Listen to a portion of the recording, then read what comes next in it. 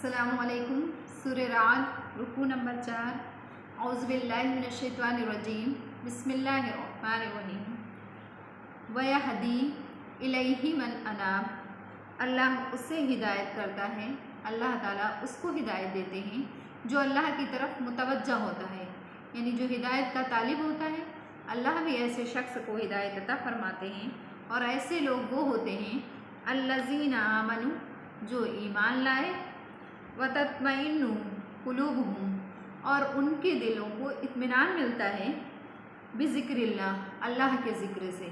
वो ऐसे लोग होते हैं जो अल्लाह पर ईमान लाते हैं और अल्लाह के ज़िक्र से उनके दिलों को इत्मीनान मिलता है। अला बिज़िक्रिल्लाह, सुनो, आगाह हो जाओ, खूब अच्छी तरह से समझ लो।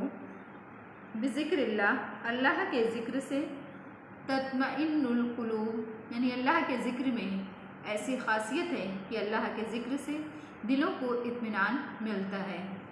सदक़ल्लाहुल अलीयुल अज़ीम।